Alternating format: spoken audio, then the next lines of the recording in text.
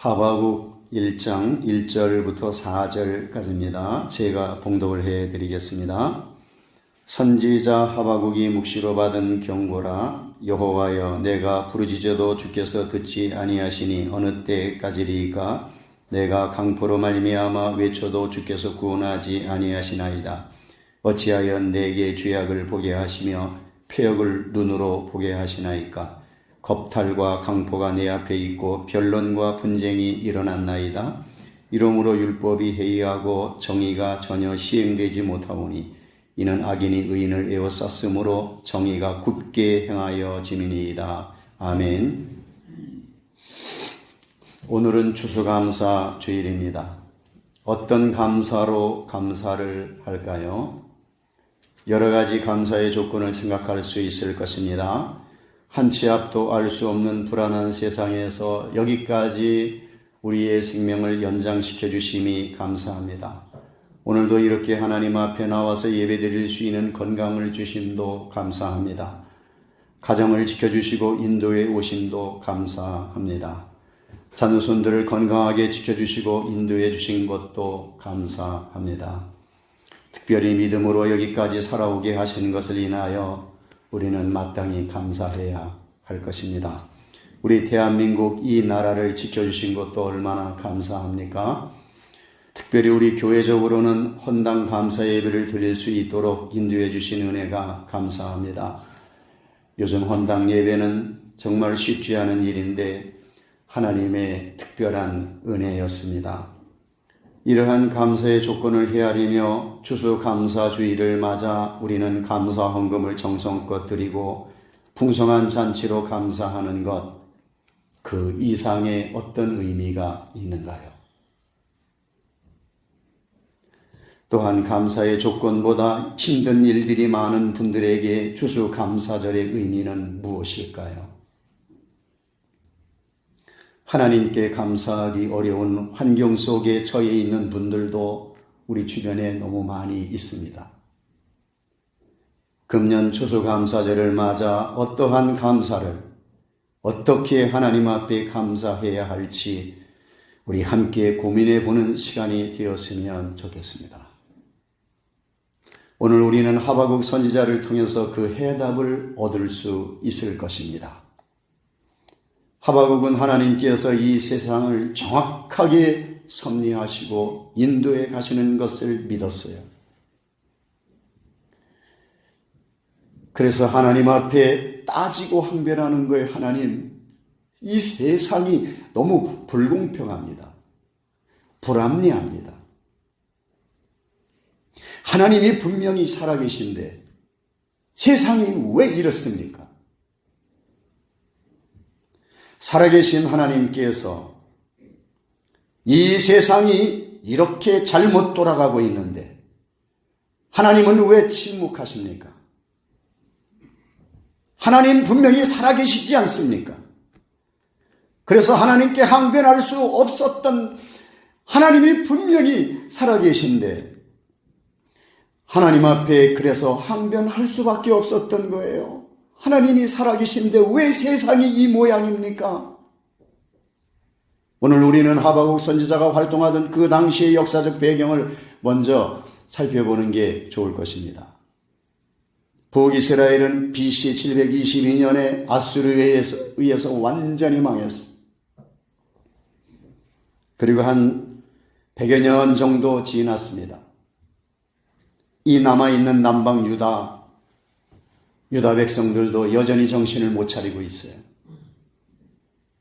북이스라엘이 어떻게 해서 망했는지 하나님의 말씀을 안 듣고 그렇게 하나님의 말씀을 거부하고 하나님 마음을 아프게 하다가 그 죄값으로 아수르에 의해서 망한 그 상황을 똑똑히 보았다면 이제 여기 남방 유다는 북이스라엘이 망한 그 상황을 보고 그것을 반면교사로 삼아서 우리는 정신을 차리고 하나님을 똑바로 섬겨야 되겠다. 하나님이 기뻐하는 대로 살아야 되겠다. 하나님 앞에 바로 세워져야 되겠다.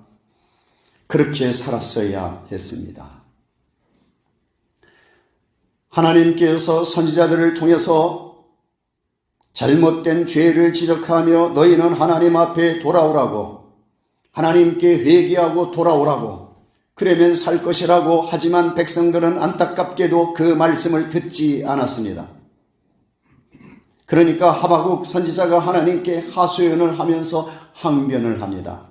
살아계신 하나님, 이 백성이 하나님의 말씀을 아무리 외쳐도 듣지 않습니다. 이 백성들의 죄악이 하나님의 정의를 무너뜨리는 모순이 저질러지고 있습니다. 이들에게 율법은 해이해지고 정의가 전혀 시행되지 않고 있습니다. 이렇게 무지하고 완악한 백성들을 왜 그냥 보고만 계십니까? 벌을 주셔야 하는 거 아닙니까? 하나님, 이 민족에게 벌을 주셔서 하나님이 살아계심을 알게 해 주십시오.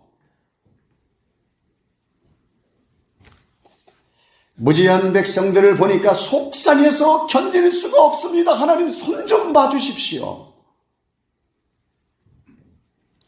하박국은 그렇게 하나님 앞에 항변을 했습니다. 오늘 이 시대는 어떻습니까?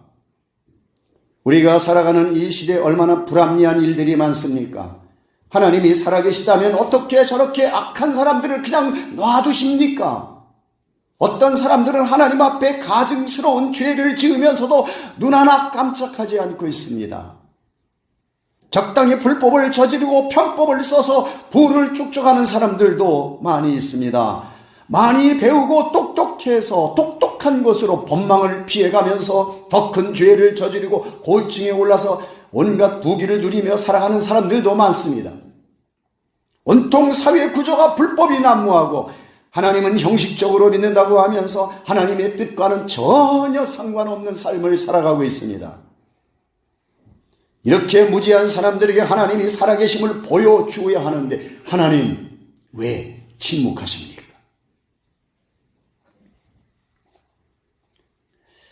이들이 하는 행동을 그대로 보응한다면 싹 다 망해야 하는데 현실은 그렇지 않습니다. 이것 때문에 하박국 선지자가 불만이 많았던 거예요. 그래서 하나님 앞에 막 따지고 대들었던 거예요. 당시 경제적으로는 부유했어요. 요즘 우리 대한민국도 잘 사는 나라가 되었습니다. 그런데 물질의 부함이 모두 복은 아니에요. 유다 백성들은 그 부함 때문에 하나님 앞에서 범죄하고 타락했습니다. 시대적으로 보면 대부분 경제적으로 부유해지고 평안할 때 오히려 더 타락했음을 볼 수 있습니다. 하나님 없이도 얼마든지 살아갈 수 있는 시대가 되면 하나님 앞에 절박하게 하나님을 찾으려고 하지 않아요. 등 따시고 배부르고 문제없으니 기도하지 않습니다. 하나님의 도움을 받지 않아도 얼마든지 이 정도면 살아갈 만할 것 같습니다. 하박국은 이러한 백성들의 상태를 보고 마음이 답답했고 속이 상했습니다. 그래서 그들에게 정신을 차리고 하나님 중심으로 세워져야 한다고 외칩니다. 아무리 외쳐도 그들은 듣지 않아요. 귀가 가려져서 하나님의 말씀이 귀에 들어오지 않습니다. 하나님께 예배 드리는 건 잘 드려요. 주일날 되면 교회 나와서 하나님 앞에 예배는 잘 드려요. 그러나 마음이 떠난 그 예배는 하나님이 받으실 수 없는 예배였습니다. 그들은 하나님께 예배를 드리지만 자기 만족을 위한 예배일 뿐이었습니다. 안타까운 것은 이 백성들은 이러한 죄악의 상황을 본인들은 모르고 있다는 사실이에요. 분명히 잘못을 했으면서도 뭐를 잘못했는지 모르는 것은 이건 참 심각한 것이죠. 그러면서 자기들은 신앙생활을 잘하고 있다고 착각을 하고 있습니다. 우리 한국교회도 그런 모양이 있지 않는가. 우리 상미교회는 모두가 철저하게 하나님이 하셨고요. 우리 교회를 통해서 하나님의 영광만 드러나기를 축복합니다. 우리 교회는 정말로 성령이 이끄시는 교회입니다. 그러므로 우리 교회의 모든 영광은 하나님이 받으셔야 합니다. 교회가 부흥하는 것도 하나님의 은혜였습니다. 우리 가정이 평안한 것도 하나님의 은혜였습니다. 자녀들이 건강하게 잘 자라는 것도 정말 하나님의 은혜였습니다. 우리가 존재하는 모든 것이 철저하게 하나님의 은혜임을 고백해야 합니다. 모든 영광이 오직 하나님께만 돌려져야 합니다. 웨스트민스터 소요리 문답 제1문 1답이 인생의 제일 되는 목적이 무엇이뇨? 답은 하나님을 영화롭게 하며 영원토록 그를 즐거워하는 것이다. 이렇게 되어 있습니다. 먹든지 마시든지 무엇을 하든지 하나님의 영광을 위해 사는 것이 진정한 복입니다. 우리가 신앙생활하면서 바라봐야 할 대상은 오직 하나님이라는 것을 잊지 말아야 할 것입니다. 사람을 의식하고 사람을 바라보면 자꾸 비교가 돼요. 나는 이렇게 하나님 앞에서 올바르게 신앙생활 하느라고 애를 쓰며 최선을 다하는데 주변을 둘러보면 신앙생활은 적당히 하는 것 같고 그렇게 기도생활을 많이 하는 것 같지도 않고 별로 믿음이 없는 것 같은데 복을 받고 잘 살아가는 것 같아요. 더 잘 나가는 것 같아요. 그럴 때 하나님 앞에 따지고 싶은 생각이 들지는 않습니까?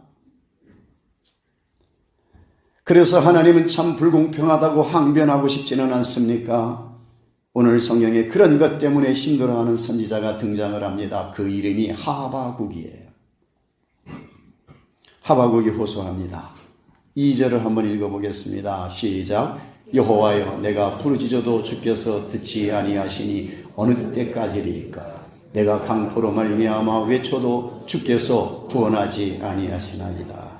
기도해도 응답이 없는 상황을 답답해하면서 폭력이 난무하는 이 세상을 하나님께 고발하고 있습니다. 그런데 하나님은 반응이 없어요. 무반응이에요. 3절도 읽어보겠습니다. 시작. 어찌하여 내게 죄악을 보게 하시며 패역을 눈으로 보게 하시나이까? 겁탈과 강포가 내 앞에 있고 변론과 분쟁이 일어났나이다. 어찌하여 파괴와 폭력적인 죄들을 나로 하여금 보게 하십니까? 모든 부정적인 일들이 다 일어나고 있습니다.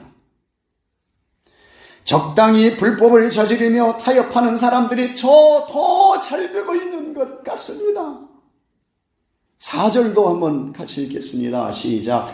이러므로 율법이 해이하고 정의가 전혀 시행되지 못하오니 이는 악인이 의인을 에워쌌으므로 정의가 굳게 행하여 지내니이다. 정의가 다 사라졌습니다. 그러니까 재판도 공정하지 못합니다. 세상의 상황을 보면 하나님이 살아계신 것인지 안 계신 것인지 알 수가 없습니다. 지금 우리가 살아가고 있는 지금의 상황과 비슷하지 않는가요? 죄는 더욱 만연해지고 한국교회는 심각한 영적 위기를 맞고 있습니다. 이럴 때 하나님은 보이지 않는 것 같습니다. 하나님은 안 살아계신 것 같습니다. 그러나 하나님은 이 상황을 정확히 보고 계시고 알고 계십니다.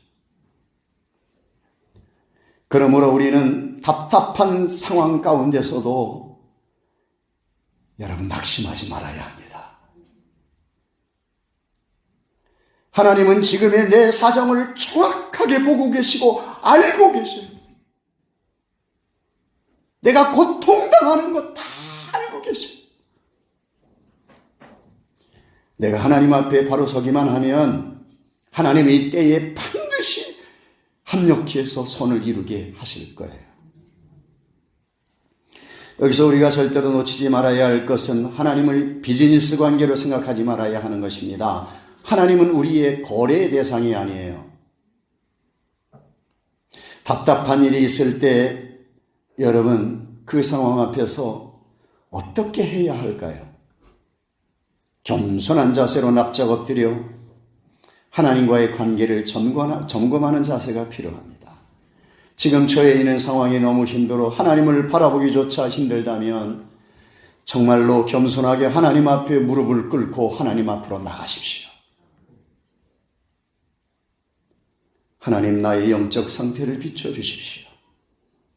하나님 답답합니다. 나를 살려주십시오.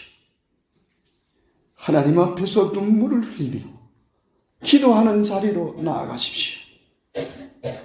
많은 말 하지 않아도 괜찮습니다. 하나님 앞에 머물러 있는 것이 중요해요. 하나님은 은밀한 중에 어떻게 응답을 해 주시는지 기다려 보십시오. 힘들 때 하나님 앞에 울면서 기도하는 그 기도를 하나님은 결코 외면하시지 않습니다. 하나님은 큰 울림으로 우리 마음에 들려주시는 하나님의 음성이 있을 것입니다. 하박국 선지자에게도 하나님이 응답을 하셔요. 5절부터 11절까지 응답하는 장면이 나와요. 제가 설명을 해드리겠습니다. 그런데 하나님의 응답이 너무 충격적이었습니다. 하나님께서는 갈대아 사람, 바벨론 사람들입니다. 갈대아 사람들을 세워서 유다 백성을 심판하시겠다는 거예요.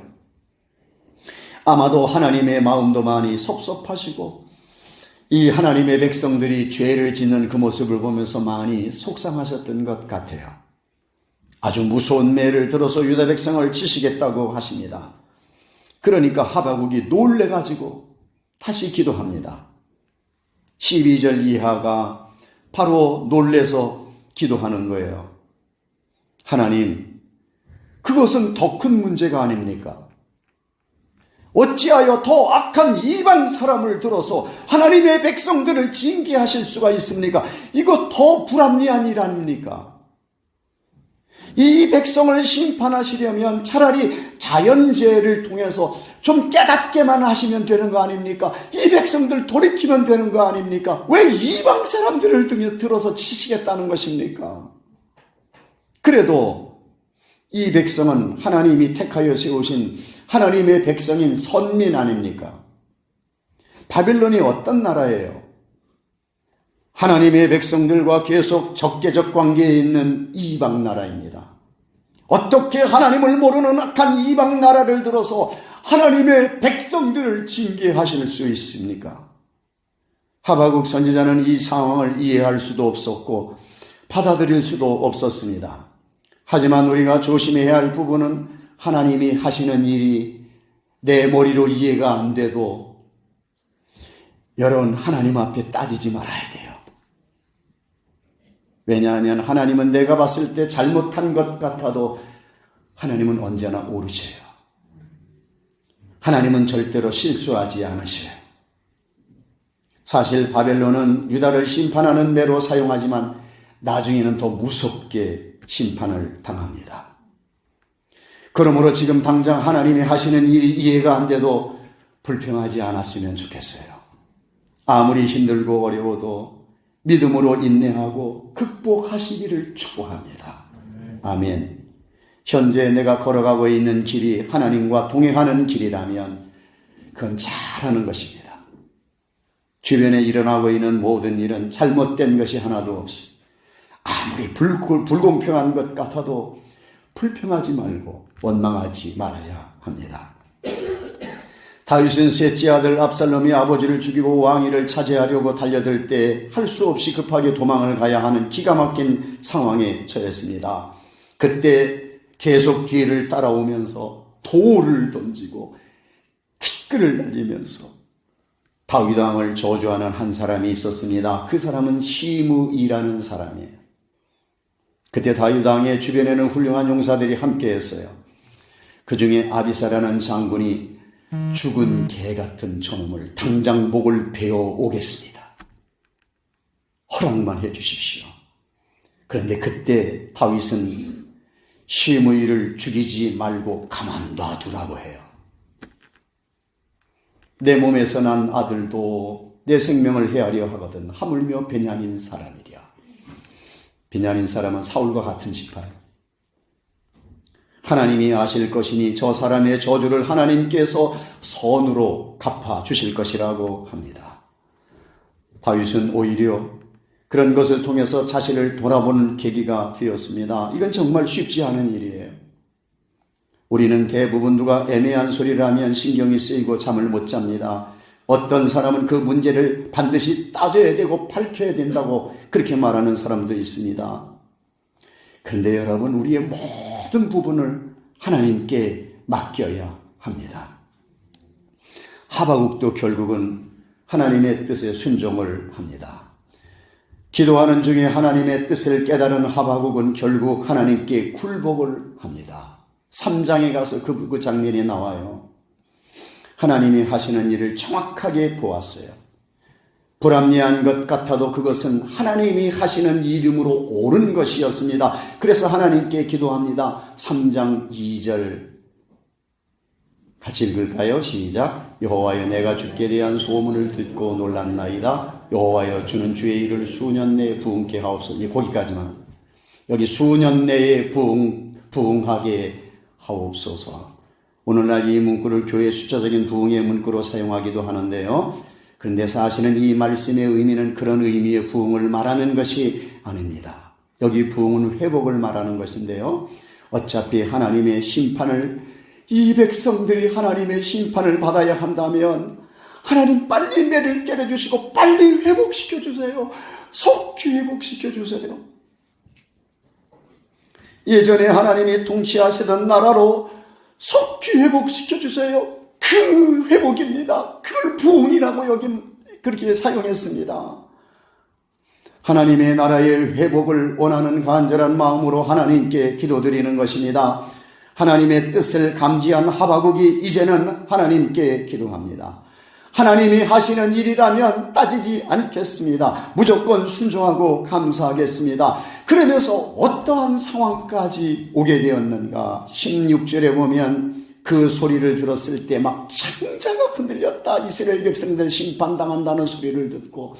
그런데 그런 상황에서도 이런 고백을 합니다. 17절 유명한 성경 구절입니다. 같이 읽겠습니다. 시작. 비록 무화과 나무가 무성하지 못하며 포도나무에 열매가 없으며 감람나무에 소출이 없으며 밭에 먹을 것이 없으며 우리의 양이 없으며 외양간에 소가 없을지라도 이거예요. 망하고 망할지라도 여호와를 인하여 즐거워하고 구원의 하나님을 인하여 기뻐하리로다. 하나님의 임재를 삶 속에서 경험한 사람만이 할 수 있는 차원 높은 고백입니다. 이러한 삶이 어떻게 해서 가능합니까? 하나님을 수단으로 삼는 것이 아닙니다. 하나님이 목적입니다. 하나님이 목적, 하나님을 목적으로 삼는 사람. 그럴 때 망하고 계속해서 망하는 것 같은데 그렇게 망하는 상황 속에서도 하나님을 인하여 기뻐하리로다, 감사하리로다, 하나님께 영광을 돌린다고 하는 것입니다. 여러분, 이 땅에는 언제나 항상 진짜와 가짜가 섞여서 살아가고 있습니다. 알곡과 쭉정이가 공존하고 있습니다. 참과 거짓이 언제나 함께 있다는 것입니다. 사랑하는 성도 여러분, 어느 편에 서시기를 원하십니까? 우리 상미교회 모든 성도님들은 하나님 편에 서는 은혜가 있기를 주님의 이름으로 축복합니다. 하나님 중심적인 가치관과 신앙으로 승리할 수 있기를 축복합니다. 아무리 불합리한 상황에서도 불평하고 원망하기보다 하나님께 무릎 꿇어 기도하십시오. 기도의 자리로 나갈 때 주님 뜻이 무엇인지 선명하게 비춰져 올 것입니다. 하박국에게 응답하셨듯 하나님 앞에 무릎 꿇어 기도하는 자에게 하나님은 하나님의 뜻을 비추어 주실 것입니다. 상황에 의해서가 아니라 하나님의 뜻이 무엇인가에 초점을 맞추고 살아가기를 원합니다. 하나님의 뜻이라면 그 뜻 앞에 순종하며 나아가기를 원합니다. 끝까지 순수한 신앙으로 하나님의 인도하심을 따라가는 우리 모두가 되어지기를 주님의 이름으로 축복합니다. 아멘. 찬양 드리겠습니다. 주 은혜를 우리 찬양했으면 좋겠습니다. 우리 다 같이 일어나셔서 찬양을 드리겠습니다.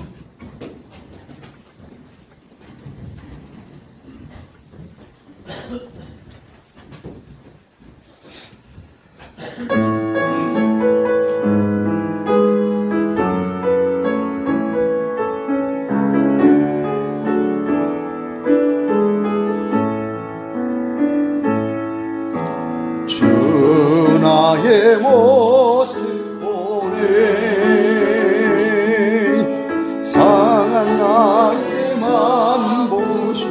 주 나의 눈물 안에 주 나의 눈물 안에 홀로 울던 맘 아시네 홀로 울던 맘 주 사랑 내게 있네 주 사랑 내게 있네 아멘 그 사랑이 날 채우네 주 은혜 내게 있네 주 은혜 내게 있네 그 은혜로 날 세우네 그 은혜로 날 세우네 세상 소망 다 사라져가도 세상 소망 다 사라져가도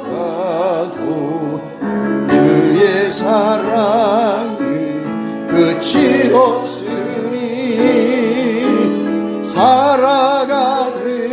살아가느니 모든 순간이 주의 힘을 나는 세상 소망 다 사라져가도 세상 소망 다 사라져가도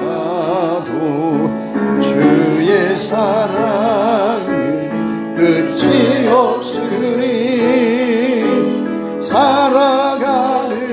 살아가느니 모든 순간이 주의 힘을 나는 믿네 아멘 눈을 감으십시오 불합리한 것 같은 상황들을 보고 하나님 앞에 따지고 대들며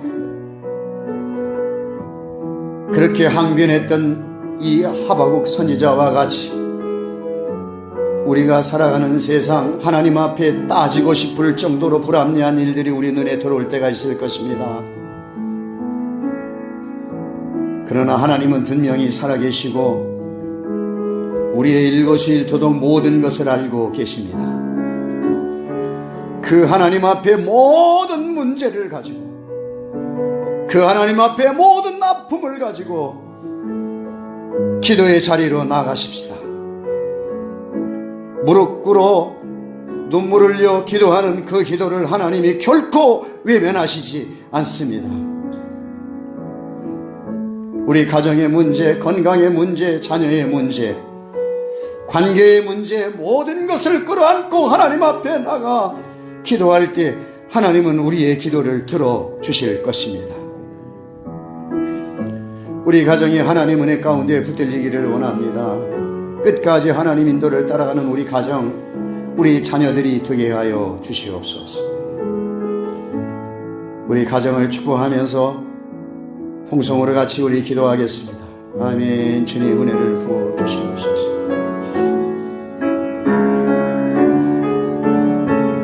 아멘. 은혜를 부어 주시옵소서. 아멘. 주님 은혜를 부어 주시옵소서.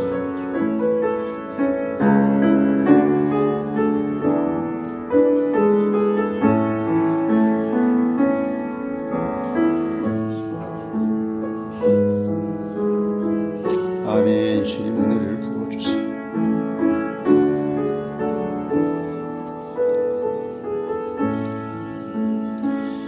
아멘. 주님 나의 일거수일투족 모든 상황을 정확하게 보시는 하나님이기에 우리는 감사할 수 있습니다. 주님 나의 눈물을 다 아십니다. 세상 소망은 다 사라져가도 주님의 사랑이 끝이 없음을 믿습니다. 내가 이 세상 살아가는 모든 순간순간이 진정 하나님의 은혜임을 우리는 믿습니다. 불합리한 것 같은 세상의 모든 이런 상황들을 끌어안고 기도의 자리로 나아가는 우리 모든 주의 백성들의 기도 외면하지 마시고 들어주시옵소서. 건강의 문제를 하나님 앞에 맡기고 기도하는 이 기도를 주님 들어주시옵소서.